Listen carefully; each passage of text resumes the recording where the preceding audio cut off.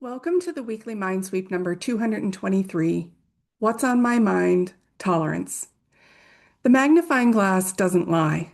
4 weeks of tolerance and what we couldn't unsee.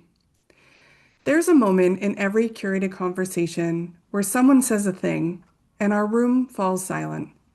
This month, that moment came when someone quietly offered, what I've tolerated most of all is the ways that I've not been true to myself.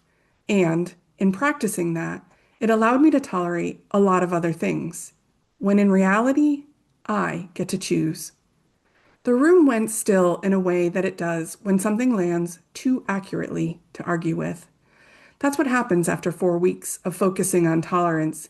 It begins as a topic and soon turns into a personal magnifying glass. And magnifying glasses are really uncomfortable. This month's focus has made it clear tolerating is not a gentle subject. For those just joining, here is a quick recap. In week 220, Curated Conversation, we opened the door by asking where tolerance actually lives in the body and in business. We explored how tolerance is not one thing, but two: the tolerance to stay inside discomfort when it's asking something of us, and the tolerance to leave when staying is just another word for shrinking. That conversation established what would become the month's central tension, the difference between tolerance as wisdom and tolerance as surrender. In week 221, Mind Your Business, I brought that tension directly into our creative entrepreneurial work. What are you tolerating in your business right now? And is it moving you forward or keeping you small? We looked at shape-shifting that happens when we contort ourselves to fit what we think the market wants. We name the restlessness that lives underneath intolerance and what it might be actually asking for. The thread that stayed with me from a curated member: we all sell something that asks people to grow. That means we are constantly navigating two nervous systems, so our clients and our own. In week 222, Manage Your Mind, the magnifying glass turned all the way inward. We stopped talking about what we tolerate out there and started looking at what we tolerate in here, the stories we carry about our worth, our strengths, the way we show up. This is the week cognitive Tupperware entered the conversation, and this analogy will live with me forever. And this is also the week that someone said, with the particular exhaustion of a person who's done this work before, damn it, I thought I was done with this. All of this leads to where we are now. We are never done with this work. I want to speak directly to that feeling of exhaustion because I think it deserves more than just reassurance.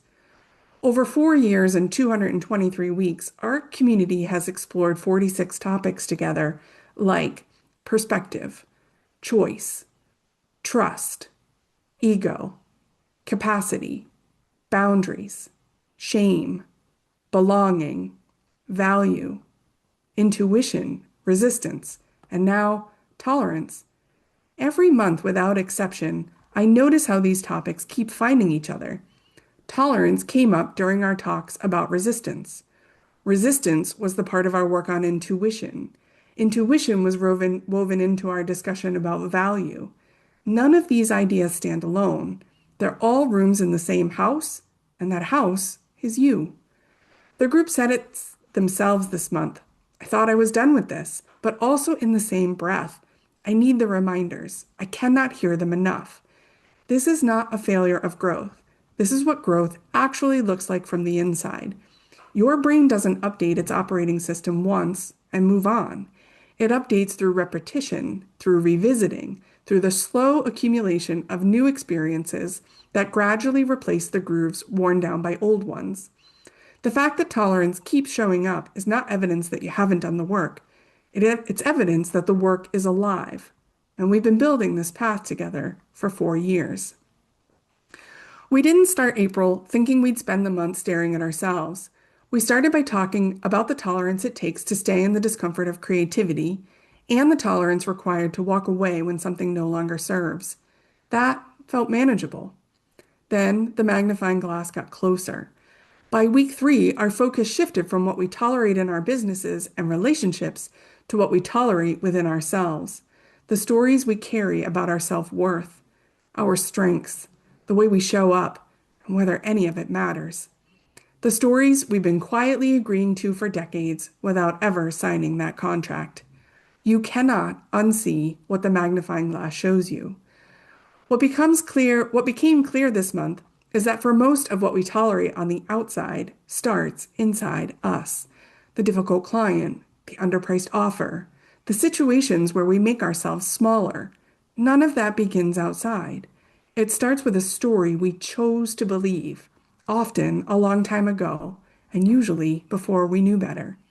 Your brain is a prediction machine. It builds models of reality based on past experience, and then it runs those models forward, not to help you grow, but to help keep you safe. The story, "this is just how I am," is not a personality trait. It's a threat reduction strategy your nervous system developed so it wouldn't have to keep recalculating risk. It's efficient. It is also, in many cases, a cage built by a younger version of you who no longer calls the shots, unless we choose to let that younger version keep influencing our choices. A client in our group this month said she needed the strategy work we do together to keep her out of her cognitive Tupperware with missing lids. I have not been able to stop thinking about that phrase.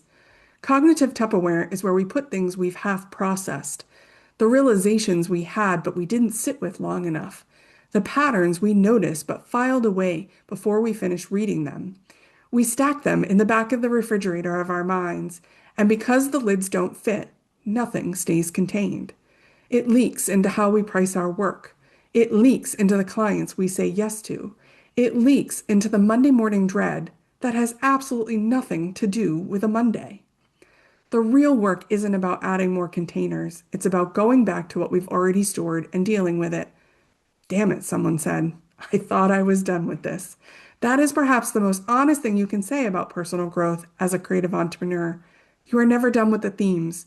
You only get better at noticing them faster, sitting with them longer, and choosing differently with what you find.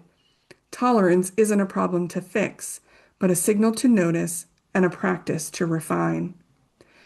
At the core of everything we discussed this month is an idea we often repeat in Curated. At the root of it all, everything comes down to love or fear.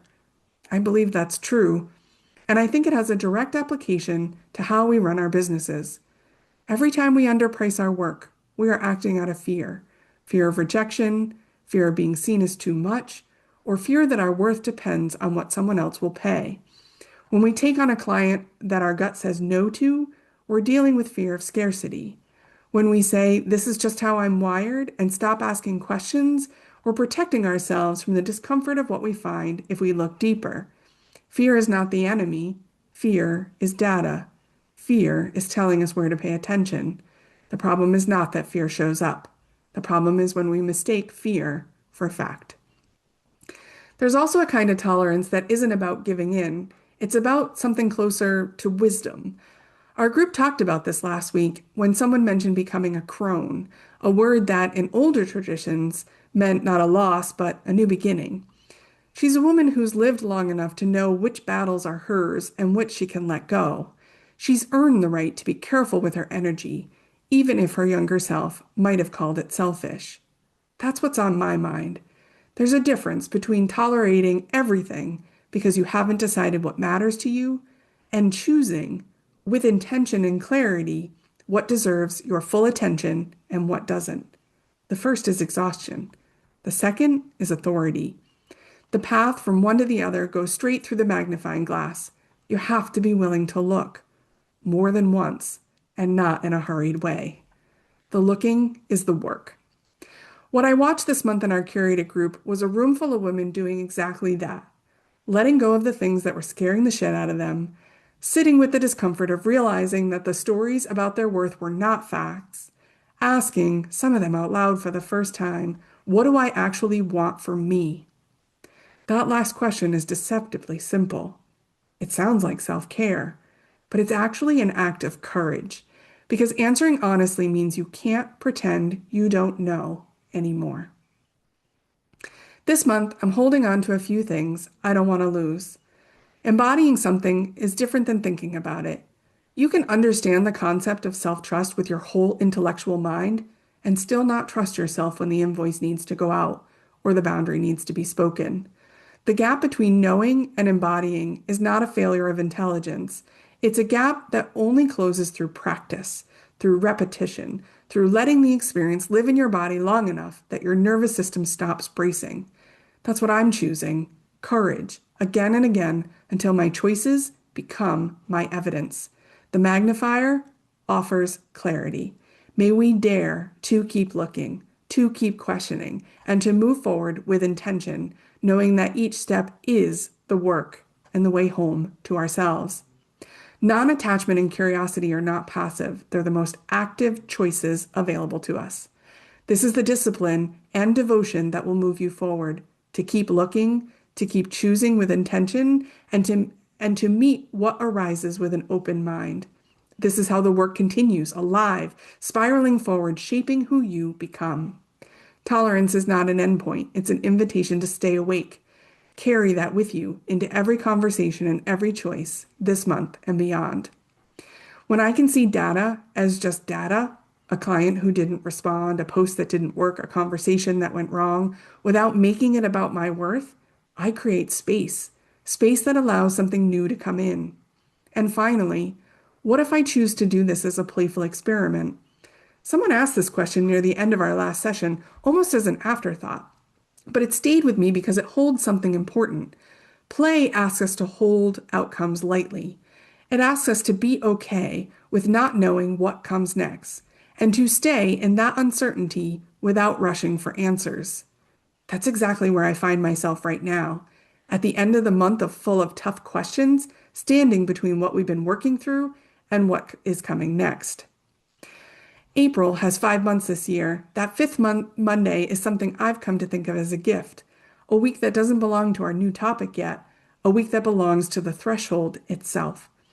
Before we turn the page, next week I'll share a curator's perspective, my personal reflection on what tolerance has brought up and what I think it's preparing us for. Here's what I've noticed for myself. When you spend a month honestly looking at what you've been tolerating, the stories, the fears, the half-processed realizations, you don't end up with answers. You arrive at questions you can no longer avoid. And sitting inside a question you can no longer avoid without immediately reaching for an answer, that's not just tolerance anymore. That's something else entirely. I'll meet you there next Monday in Curated Conversation. My 2 questions for you this week. Looking back across these 4 weeks, where did the magnifying glass land hardest for you? What did you see that you can no longer unsee? And tolerance as exhaustion, tolerance as authority. Where are you right now? What would it take? What would it look like to move 1 degree toward authority? I'd love for you to reply and share with me. You belong here. I can help. If this month left you staring at something you can no longer ignore, a pattern you keep returning to, a story about your worth that isn't serving you, a question you've been quietly avoiding, that's not a problem. That's a signal and a starting point. A MindSweep mapping session is where we take that magnifying glass, what that magnifying glass showed you, and figure out what to do with it. No more cognitive Tupperware, just clarity and a path forward that's actually yours. Curated Conversation. You read it, now come sit in it. 4 weeks, 1 magnifying glass, a room full of people willing to look. There's a moment in every curated conversation where someone says a thing and the room goes still. This month, that moment came when someone quietly offered, "What I've tolerated most of all is the ways I've not been true to myself, and in practicing that, it allowed me to tolerate a lot of other things. When reality, I get to choose." That's what this community does. We show up, we read together, we ask the hard questions, and sometimes someone says a thing that lands too accurately to argue with. If you've been reading the weekly Mindsweep and wondering what it looks like to go deeper, this is it. Curated Conversation meets every Monday morning. We read the current issue aloud, sit and with 2 discussion questions, and close with a 5-minute guided meditation. It's the work in community in real time. If you've never joined us, your first month is free. You've been reading the room for weeks. Come sit in it. Listen if you want. Speak if you're ready. Stay if it feels like home. Again, we meet Mondays at 8 a.m. Eastern Standard Time. We start with coffee, and belonging is very much included. You can learn about Curated Conversation, the MindSweep mapping session, or book a free consultation at my website, chickbookcreative.com.